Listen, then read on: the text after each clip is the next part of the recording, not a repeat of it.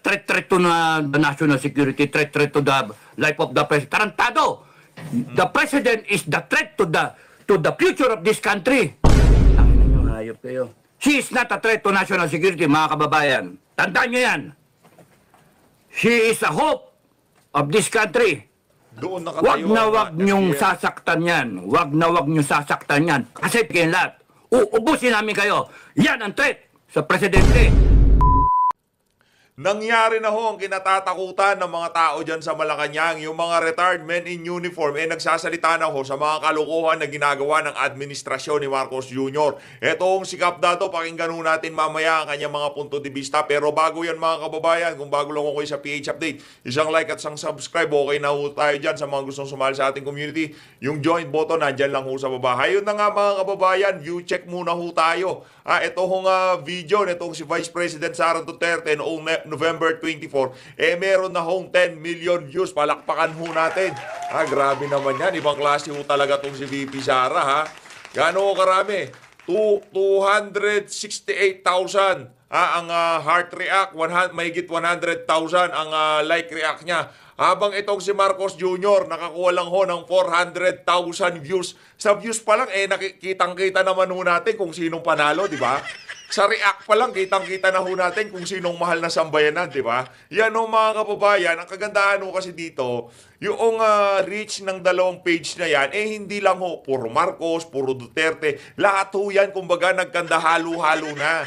Kasi noong panahon ng eleksyon, yung dalawang taga-suporta niyan, nag-isa. Kumbaga, finalo ho, yung mga taga-suporta ni VP Sara, finalo ho yung si Marcos Jr. Yung mga, kung tawagin mga loyalista, yung ibang mga tangang loyalista, hindi ho lahat marami na hong namulat. Finalo naman ho, etong Facebook page na to ni VP Sara. Kaya etong mga nakikita nating figure dito, ito yung kumbaga suma total ng mga naging taga-suporta nitong dalawang individual na to. Ngayon ho mga kababayan, pakinggan ho natin kung ano itong mga punto de vista na to nitong si Kap Dado Enrique. Kap, pagka nagkaroon na ho ng kayo ho ang tatrabaho sa House of Representatives.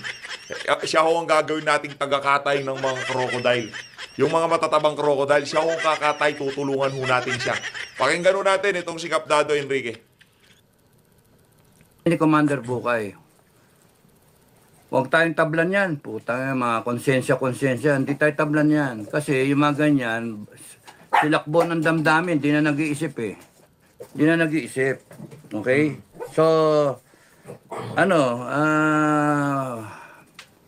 bago kami tumigil mag-vlog, o bago kami matigil mag-vlog, at least, isipin muna natin, satellite view muna tayo. Satellite view. Okay? Kapon tinawagan ako ng mga ibang commander. Naku. Talagang gigil gigil. Pero ang dyan is mga commander na ho. Walang kayo nakita sa akin. Mga commander, lahat, nationwide. Pag wala kayo na dinig sa akin, walang hudyat, the mere fact na makita nyo ko, yun yung hudyat. Ang sa akin na magiging hudyat ay yung Duterte. Duterte. Okay. Sabi nyo, neutral tayo. Sabi nyo, neutral. Kailangan neutral. Puti kasi neutral ka, tingnan nyo AFP, neutral. AFP, neutral. Okay. Pati AFP, sasabunin ko. Sorry mga AFP sasabunin ko kayo. Okay. Yung statement in time, minura-mura ang presidente, minura-murang tapos gigil na yung tao. Putangin na ninyo, kayo, BBM. Manggagamit ka talaga gago ka Gago ka talaga presidente ng Pilipinas, gago ka Tarantado ka napakawalang yamo Sa totoo lang. Sa mga maka-BBM, sorry pero gago talaga yung BBM na yan Kita ninyo ang dami problema ng Pilipinas. Hindi siya nagpapakita. Biglang minura siya ni Inday. Biglang lumabas ang gago. Tapos sabi niya, hindi niya papalakpasin yan. Utangin na ka, gago. Hindi mo palalakpasin. Tarantado ka pala Ikaw nga ang dahilan ng lahat ng ito Mapadrag test ka na muna, gago. Pa-drug Naku test. po, yari ka dyan. Yari ka dyan, Marcos Jr. Simple lang naman kasi bakit ayaw mo magpapulburon test? Magpa-D-test ka na, Marcos Jr. para wala na tayong problema. Gago. Nayupa ka. Tangina mo, kaya nagkahaganito yung bansa dahil sa iyo eh.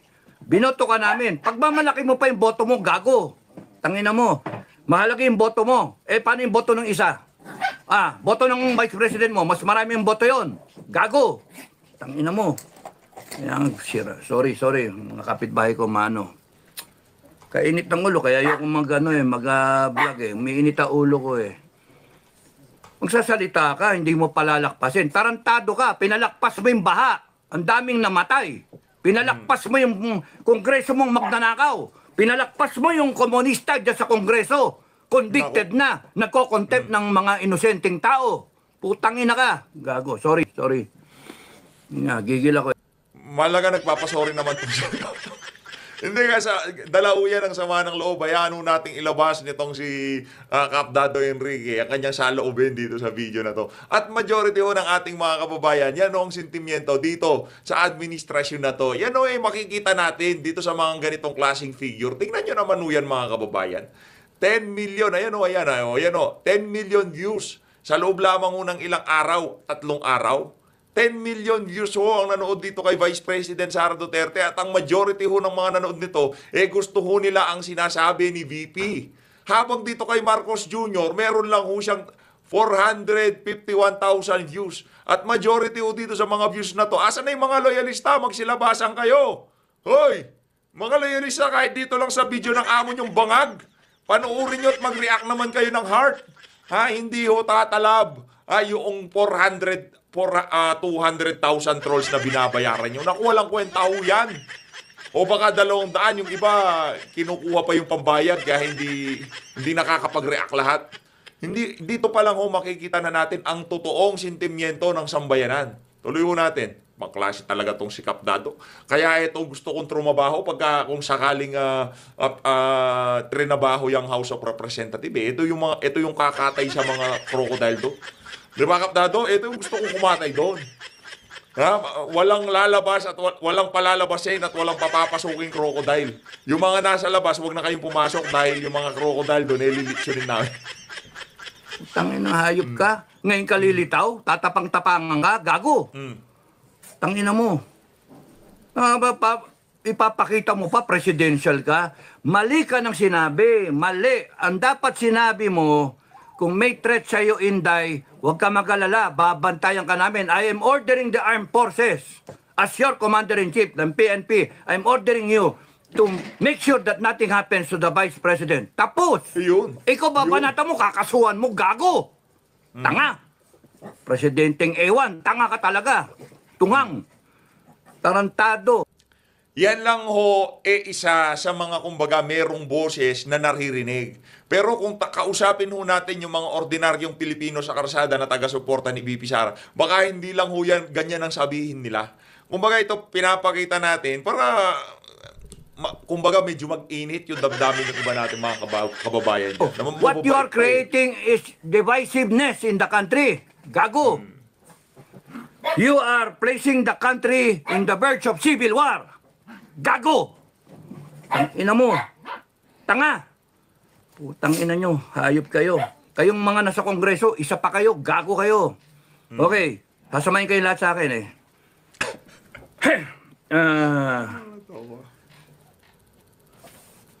Ang ano na to, no? Kita ninyo yung nagtatalong politika.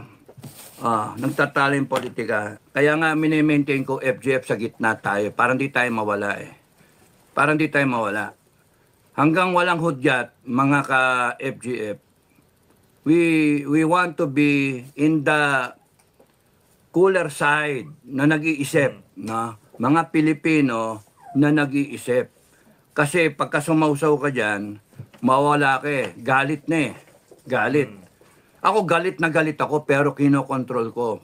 Kung nadidinig yung usapan namin ni Bukay, ni Commander Metran, galit na galit ako. Kung nadidinig niyo yung usapan ko sa ibang commander, galit na galit ako. Natatawa nga sila eh. Gigil na gigil ako eh. Pero kinokontrol. Kinokontrol namin, yung galit namin.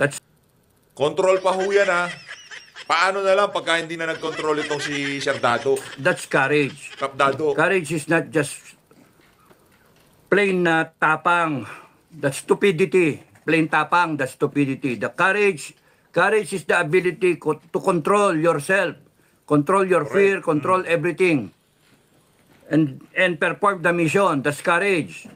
Yung you do the right things, yung properly, hindi yung ganyan na, yan na. Putang inang yan, magano na, magkalsada na tayo. Tangin ng gago. Magkakalsada ka, bakit? Galit ba kayo sa EDSA? Galit kayo sa EDSA? Galit kayo kay Mama Mary? Doon kayo doon nyo dinidirect yung tao. EDSA. Ba't hindi sa Kongreso? Doon kayo galit eh. Yun yung tanong ko bakit hindi sa Kongreso? No. Ba't hindi sa Kongreso? Nandun yung Tapos doon, veterans, punta kayo, support kay kay Inday, doon kayo magsalita-salita. Ng puta. Sige, veteran. Because you are thinking na ang focal point mo is yung personalities Why not make the focal point yung issue at hand, yung issue? Nakakalimutan yung issue, bangag yung presidente. Bangag, tapos nakawan. Yun yung issue. Yun din ho yung yun din ho yung issue na rini-raise ni FPRRD, di ba? Kagaya nito rini-raise nitong si Sir Dado. Yan ang issue. Bangag si Marcos Jr. Sa AFP, okay lang ho ba na bangag ang inyong commander-in-chief? Kung okay lang, sabi ni Tatay Digong, edi palakpakan, walang problema yan. Tayo magagawa dyan, ika nga, di ba? Issue. Nagsalita ang Duterte, sabi ni Digong, na kakusapin niya AFP. No, kakusapin niya AFP. Tapos nun inaano niya, binabalik niya doon sa mga pera-pera. Because kung lahat kayo nakikinig sa akin, doon kayo pumunta kay Marcos. Ibig sabihin ni Duterte, you demand the explanation. You demand. Tanginang yan. Itong Marcos na to, gagamitin mo ngayon yung konstitusyon. Ha? Gagamitin yung konstitusyon laban doon sa kay Sara. Si Inday Sara nga, she's implementing the Constitution. She's abiding by the Constitution. Kaya kayo nandyan pa. Kasi hindi siya nagtatawag ng revolusyon. Hindi siya nagtatawag ng taong bayan. Tanging mga hayop kayo. Sinabi ko again, Marcos and everyone na connected with Marcos, kaya kayo nandyan, kasi ang mga Duterte, whether they are hesitant or not, ay hindi pa tumatawag ng talagang totoong tao. Yun ho yun. Nakuha nitong si Attorney Dado. Yun ho talagang katotohanan doon. Yun lang ho talaga ang kumbaga pumipigil sa sambayan ng Pilipino. Dahil kung sakaling nagtawag ang mga Duterte, itong nakikita nyong 10 million na to, yan nung nakikita nyong 10 million views na yan, malamang sa malamang, lalabas ho lahat yan sa karsada. Yang nakikita nyo hong mahigit 200,000 heart na yan, o 100,000 like na yan, lalabas ho yan lahat sa karsada. Lalo na itong 200,000 na to, lalabas ho yan, panigurado.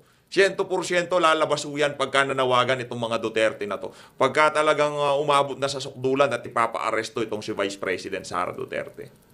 People power. Wala. Minadinig ba kayo? Minadinig ba kayo? Lumabas na kayo sa kalsada at tapusin na natin to? Minadinig ba kayo? Ang nagtatawag lang, mga vlogger. No? Mga supporter ng vlogger. Mga nananawagan. Supporter na tayo, labas na tayo. Hindi nyo nga. Kaya nga nakakainis ang Pilipinas Nakakainis. Dami ko na sinabi, nawala na ako. So, una kay Inday, yung statement ni Inday, ano masama doon magalit yung tao? Gago kayo Nagalit yung tao. Ano ngayon? Tinatarantado niya yung tao niya. She's just being a leader. Between Marcos and Inday, mas leader tong Inday kaysa sa iyo, Marcos. Ikaw, Marcos, sinabi na sa iyo, BBM, sinabi sa iyo, ang dapat dyan, pinatigil mo yung Congress sa contempt. Anong ginawa nyo? Dinagdagan nyo pa ng araw. Tanga! Tanga. Tanga kayo. Bopol. O, tapos noon, sasabihin mo pa, hindi palalagpasin. Meron pa kayong pinachichismis, tinatakot nyo taong bayan. Uhuliin na si Inday. Ha, huliin siya, isasapin na sa NBI. Pinapaimbisigan. Sige, kulong nyo. Pinakamaganda dyan, kulong nyo. Kulong nyo si Inday. Tangina ninyo, hindi nyo kami matatakot. Kami mismo, sa FGF, hindi nyo kami matatakot. Mga gago kayo. Naku. Naghihintay lang yung grupo ko eh. Naghihintay lang. Tangina ninyo. Gago kayo. Tapos sa AFP, na? Naku. Nabi ko na ba yun kay Marcos? Dapat ang sinabi mo, Marcos, huwag niyong gagalawin si Inday. Hindi mo ginaya si Duterte. No? You still respect tong tanga na to, kahit tanga, you still respect her because she is the vice president. She was elected by the people. Sabi ni Duterte yun kay Lenny. Ikaw, ha? Babanata mo ng hindi pwede kung kaya nilang i-threaten ng isang presidente, how much more ang malit na Pilipino. Gago! Kung kaya nilang nakawan ng ninanakawan nila yung wala talaga yung reasoning mo eh. Bobo ka talaga eh. Bangag ka eh. Binabasa mo pa eh. Hindi galing sa puso eh. Binabasa mo eh. Tarantado. Saan ka nakakita? Alam mo, binaboy mo yung Office of the President eh. Hindi ganyan ang tingin ko sa Office of the President. Taragis ka, hayop ka. Pati kayo, Kongreso, binaboy nyo yung Kongres, hayop kayo, contempt kayo, yayabang ninyo. Mga bopol naman kayo, mga tanga. Mga hayok na hayok kayo sa kapangyarihan eh. Okay, ang issue, mga kababayan, ang issue, ang presidente ninyo, nagdodroga. Yun ang issue. Tapos, nagnanakaw ang Kongreso ninyo. Yung mga politiko ninyo, nagnanakaw, kanya-kanyang nakawan. Tapos nun, ang pag-asa nila na mawala sa pwesto, ang pag-asa ng kababayan na mawala sila sa pwesto ay si Inday Duterte. Si Inday Duterte, tangina ninyo. No? Kaya kinakailangan nilang pigain si Sara Inday. Ngayon yung ginawa ni Inday, nagsalita, no? Is she a threat to national security? Of course not. Putangin na sino nag-a-advise dyan sa presidente national threat, no? Ang threat to national security is a president na nagdodroga. That is a threat to national security. Corruption is a threat to national security. Corruption, a threat to national security. Kasi pagka nagnanakaw ka, hindi umaabot sa mga kababayan natin ang dapat na serbisyo. Hindi nabibili ng armed forces yung kanyang dapat bilhin na equipment. Therefore, mahina yung armed forces. Kaya threat to national security. Hindi nagagawa ng gobyerno yung dapat niyang gawin in terms of services, in terms of delivery ng mga dapat basic needs. Yung food security natin, import tayo ng import. Therefore, yung pagnanakaw ng Congress is a threat to national security. Yung droga na yan is a threat to national security. Mahina. Palakpakan muna natin itong si Kapdado. Ang tagal na natin di nagagawa ng reaction itong si Kapdado. Bigla ho natin napanood to. Bigla ho tayong grabe. Sabi ko, ibang klase talaga itong si Kap. Palakpakan mo natin. Kapa, pagka kakatayin na natin yung mga buhaya, ikaw kakatayin ng mga yun. Matindi ho yan. Nung kinukwento niya kung paano niya kakatayin yung mga buhaya dyan sa House of Representatives. Naku, baka bumilib ho kayo dito kay Kapdado. Kayo pa kayo? Congress is a threat to national security. Yung ginagawa niyan, nandyan yung NPA. That is a threat to national security. Bopol, kayong lahat. Tangina ninyo. Tapos pipilit nyo, Inday is a threat to national security. No! Inday is a threat to your political ambition. Mga gago. Yun! Palakpakan ho natin itong si Kapdado. Yun ho ang katotohanan doon. Ang galing talaga. Tangina nyo, gagaguhin yung taong bayan. Inday Sara Duterte. Kung gusto nyo ho ang sinasabi ni Kapdado, isang heart, isang subscribe at isang comment dyan mga kababayan. Is a threat to your political ambition. Is a threat to your activities of corruption. Tangina nyo. And we will polarize. Para kay Inday, maggago kayo. Gago talaga kayo. Gigil na gigil ako eh. Okay. She is not a threat to national security, mga kababayan. Tandaan nyo yan. She is the hope of this country. She is the hope of this country. Tandaan nyo yan. At doon kami tayo. Doon Wag nakatayo. na ang, wag niyong FBM. sasaktan yan. Wag na wag niyong sasaktan yan. Kasi papatayin namin kayong lahat. Uubusin namin kayo. Yan ang threat sa presidente. Putangin na niyo lahat. Subukan niyo kami ngayon. Gago Good. kayo. Galit na ako si Kapdado. Tang- Yan ho ang sentimiento na majority sa ating mga kababayan ngayong mga panahon. Subukan nyo saktan itong si Vice President Sara Duterte. May kalalagyan kayong lahat. Tangina ninyo. The only reason kaya kayo nandyan is because yung taong bayan tanga. Hindi kumikilos. Hindi the people of the Philippines cannot get their acts together. The people of the Philippines do not know their power. All power emanates from the Filipino people. All power. Tangina nyo. All authority comes from the Filipino people. Pinsan ho siya ni Tatay Diggs. Huwag na ako kayo ito. Pinsan ho siya. First cousin. Tapos ganyan kayo? Armed Forces. Armed Forces. Sorry pero alam nyo, dapat noon pa. AFP, Browner, General Browner, Omet, at PNP, General Marbil. Last call na to, last call. No? At sa mga opisyal at mga tauhan ng Sandatahang Lakas at ng Philippine National Police. Huling call na to Noon pa dapat kayo tumayo. Noon pa. Pinagbibigyan namin kayo pinapanood namin kayo Galing kami dyan sa loob Pinagbibigyan namin kayo.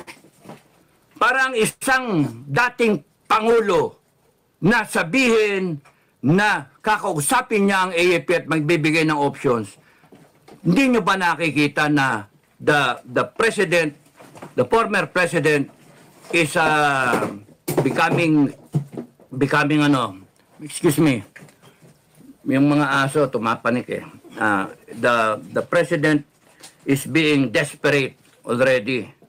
Parang kakausapin yung mga junior officer, kakausapin yung mga bakit? Hindi na makausap. It is an admittance na the president, the former president, believes na corrupted yung hierarchy ng armed forces. Kaya kinakailangan usapin ng mga junior. Putang ina. AFP last call, PNP last call. Every day na hindi kayo tumatayo para sa taong bayan, every day na hindi kayo tumatayo para sa taong bayan is a day closer to being a narco state or a communist state. Parehas, pagsamahin nyo na, narco-communist state. Every day that you tolerate, you are tolerating, every day that you are tolerating this wrongdoing in government. Kung sakaling umabot sa punto, di ba, na talagang bumaliktad na sitwasyon, gusto kong kutusan ng Zambesi itong si yung dalawa, isa sa'yo. You are tolerating a president who is taking drugs. You are tolerating an addict president. You are tolerating a Congress na nagnanakaw, abusive of powers. You are tolerating. It means you are with them. You are not with the Filipino people. Kaya last call, armed forces. Makinig kayo sa akin. Nakaset up yung bansa natin para civil war. Kayong mga Pilipino, makinig kayo. Kayong mga madada ng mga Pilipino, makinig kayo. Putang ina, panay salita-salita, panay yabang Hindi nyo ba naisip na tayo magbabanggaan tayo lahat? Kaya AFP, PNP, pigilan nyo to. Pigilan nyo. Mawawalan kayo ng papel pagka hindi nyo ginawa yung papel ninyo. Ano yung papel ninyo? Papel ninyo ay you support and defend the Filipino people. You defend the Filipino people. You uphold the Constitution. Ang ginagawa nitong mga putang ng mga politikon to na di tinotolerate ninyo, they are now using the Constitution. No? Binababoy lang, ginagago kayo, ginagawa kayong tamukyo. Utusan lang kayo They are using the Constitution to quell the resistance brewing because this resistance ang totoong Pilipino. And you are becoming an instrument of these stupid people in government because you are tolerating them. Tangin lang yan. Correct. And if we have to draw the line, we will draw the line. Magpatayan tayo kung gusto ninyo. But you have the power to stop this armed forces. Because kami, hindi kami papayag na mauwi tayo sa droga. Mauwi tayo sa nakawan ng mga putangin ng mga congressman na yan. Hindi kami papayag. We are that close already. We are that close na mag-declare kami ng revolution. Putangin na ninyo, sabihin nyo, kami, babanatan nyo kami ng ng rebellion. Putangin na ninyo lahat. People of the Philippines, we the sovereign Filipino people, konstitusyon, ito lang kayo sa ilalim. Huwag nyo kaming gaguhin, huwag nyo kaming gabitan ng konstitusyon, tangina ninyo. Kami may-ari ng konstitusyon. Kami ang nagpapatupad ng konstitusyon. Kung kinakailangan namin magkaroon ng court order, kami, People's Court, aarestuhin namin lahat yan. Putang ina nyo, hayop kayo. Gago kayo. Armed Forces, ginagago kayo ng mga gagong politiko na yan. Ginagamit kayo. And here you are, nagre-relax kayo. And yung Duterte na matanda, sinasabi, kakausapin niyo yung mga junior officer. What does that make of you? Kayong mga nasa itas, panay kayong mga walang bayag. Panay kayong mga bayaran. Yun ang dating eh. Namputya. Ano na nangyari sa serbisyo? Iniwanan namin niya matino. Tapos here you are, naghahanap kayong promotion, naghihintay. Putang ina. Dapat kayo, ang iniisip nyo, AFP, kung paano matitigil ito. Simple, doon kayo sa tama. Ano ba yung tama? Tama lang yan. Tama ba yung nakawan? Tama ba yung may droga? You get the president to take a hair follicle drug test. That's the right thing to do. Wag ho kayong panghinaan ng loob sa mga kababayan natin na sobrang nalulungkot ngayong mga panahon na to. May pag-asa pa ho. Meron pa pag-asa. Hindi ho tayo nag-iisa dito sa laban na to, ika nga. Meron Kapdado, meron BP Sara, at ang pinakamatindi dyan, panalangin ho. Manalangin ho tayo dahil ang mga nangyayaring ito, base dito sa mga sinasabi ni Kapdado, talagang nakakabahala na ho mga kababayan. Nakakabahala na ho. Hindi sinusubukan ho nating imagine itong mga senaryong sinasabi nitong si Kapdado. Nakakatakot ho yan, sa totoo lang. Kasi kung sakaling maisakatuparan o mangyari lahat ng linalarong senaryo nitong si Kapdado, kawawa ho dito sa bayan ng Pilipino. Wala naman ho tayong magagawa. Payag ho ba tayo? Sa loob pa ng mga ilang taon, ganito ho ang ating pamahalaan. Walang humpay na pagnanakaw, droga, kriminalidad. Talagang hindi ho natin malaman kung saan ang patutunguhan ng bansang to. Kaya kailangan ho talaga nating maging handa sa kung anumang susunod na mangyayari dito sa bansa na to. Kailangan ho nating maging handa. Huwag nyo nang hintayin ang taong bayan ang lulusob dyan sa Malacanang. Huwag nyo nang hintayin ang taong bayan ang magpapadrug test. Magkakalasog-lasog yung presidente na yan. Buta na threat to the national security, threat to the life of the president. Tarantado! The president is the threat to the future of this country. Putang ina nyo, hayop kayo. Ginagago nyo Pilipino. Nasaan na yung pera? AFP, kung nung pa kayo tumayo, mabebenta ba yung ginto? Mabebenta ba? Kung tumayo kayo, AFP. Matatransfer ba yung 89 billion nung PhilHealth? Ha? Nasaan yung yung Marley Kapan? 250 billion. Nasaan na? Tapos magagatsos ba yung budget? Hindi pa tapos ang taon, ubos na yung budget, wala nang pera. Ano gagawin natin? Tangin na mo. Gago. Tangin ng presidente yan. O tapos magtatapang-tapangan ka ngayon, BBM. Ay, nako. At kayo mga kababayan, panay dakdak, ganyan. Tapos maninira pa yung iba dyan, mga DDS. Yung mga troll, putangin na nyo, hayop kayo mga troll, mamamatay kayo, sabi ko sa inyo. Pag umikot ang gulong, yari kayo. Una. Yari kayo kay Kapdado. Yung mga troll kayo, nako, yung opisina nyo, ako susugod dyan. Kasama ko si Kapdado. Kap, sugurin natin yung opisina. Unahin ko kayo, mga troll. Tanginan nyo. Mga Perwi, Kap, yung tanong natin dun sa mga kakilala natin, alam nila kung saan yung opisina nila. Pag danat na natin sa opisina nila, ipadlak natin yung opisina nitong mga trolls na to. Kahit kayo nasa ibang bansa, papupuntahan ko kayo ng mga, mga tauhan ko. Puta, yayariin kayo. Ang tatapang ninyo. Matanggap kayo ng pera. Barya-barya lang, ibebenta nyo yung bansa natin. Tanginan nyo. Yeah. Mga kababayan, dyan, hindi ito pasikatan hindi ito palakasan ng boses Ang pinaglalaban ninyo, yung future ng bansa ninyo. Yung future ng Pilipinas. Ninakawan na tayo na ninakawan Putangin na itong Congress natin, tarantado, akala mo lalaki ng boto, uupakan nila yung Vice Presidente, 32 million ng boto. Sila tigda 200 hanggang 300. Yung iba nga, 100,000 lang ang boto. Yung iba dyan, party list lang Anong karapatan ng mga tarantadong yan?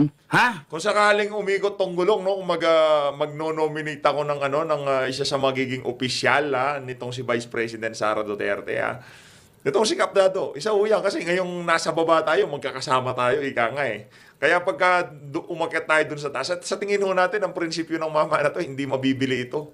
No, kasi kung malamang ito sigurado tayo, merong nakikipag-usap dyan para manahimik na yung mama na yan. Merong makikipag-usap, panigurado. Malilit na vlogger nga, kinakausap para manahimik na Di ba? Yung magkano yung sabi ni Banat Bay? 500,000 kada buwan.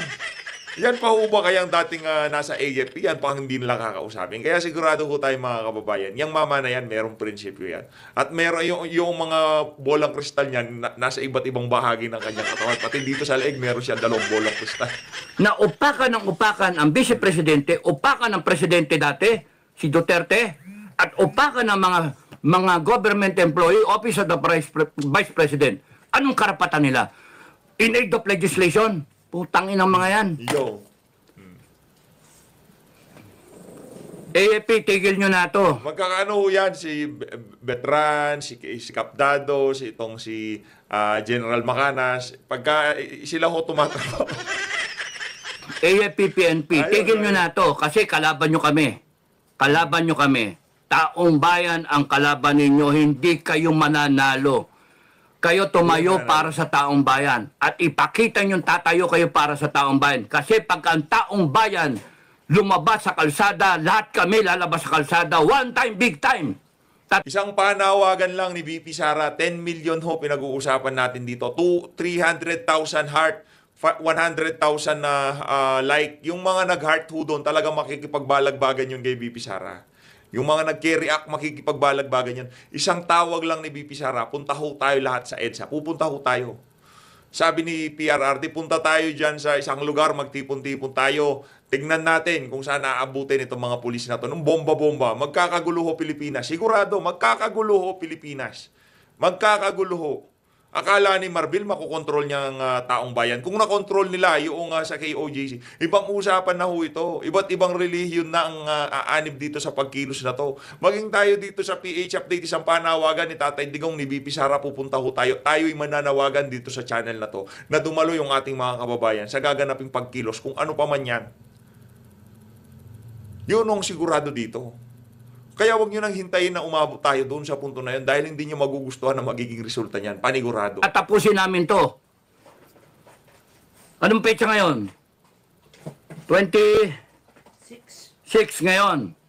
Magpahinga kayo mga kababayan. Mag one time, big time tayo. 29, lumabas tayo. Kinabukasan, araw ni Bonifacio. One time, big time. Lahat kayo ng mga Duterte. Lahat kayo. Duterte, mismo lumabas ka. Sara Duterte, mismo ikaw, lumabas ka. Lahat kayo, pamilyang Duterte. Lahat kayo ng mga follower, mga politiko para kay Duterte, lumabas kayo. One time, big time. Tapusin na natin to. Magpasko tayo ng maayos. Puta, tayo. At pagka sumagasa sa atin ang PNP at AFP, malalaman natin kung para sa taong bayan sila. One time, big time. Maglabasan kayo sa lungganin nyo. Para lang isang buong bansa, ayusin muna natin. Wala munang negosyo, wala munang mga kain-kain sa restaurant, wala munang mga mga kabit-kabit. Putang yan. O yung mga may bet ka dyan, wala mo nang saugos. Tanong muna tayo, one time, big time. Anong petsa ba yung 29? Ano yung 29? Friday Cup, Friday. Anong araw yun? Ano ba ngayon? Mag-iisa tayo dyan, mag-iisa Wednesday, tayo dyan. Tuesday, 26, 27, 28, 29, Biyernes. Oh, Friday. Oh, alamin ninyo kung saan kayo pupunta. Hindi, sa EDSA ba? Sa EDSA ba o sa Kongreso?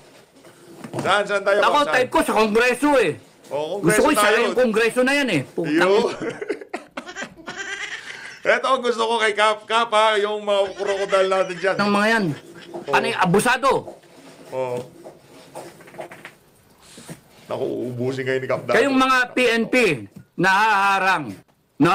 Kayong mga crowd control, ha? Kayong mga PNP na crowd control, magsuot kayo ng puti na ribbon, ha? Para ipakita ninyo, para kayo sa taong bayan. Pulis ng taong bayan, ha? Pulis ng Pilipino, hindi Philippine National Police. Baguhin na natin yung pangalan, no? Pulis ng Pilipino. O talang yan. Baguhin na natin. Pagka nakitang nakaputi kayo, hindi kayo sasaktan ng taong bayan. Hindi kayo, protektahan pa ninyo yung taong bayan.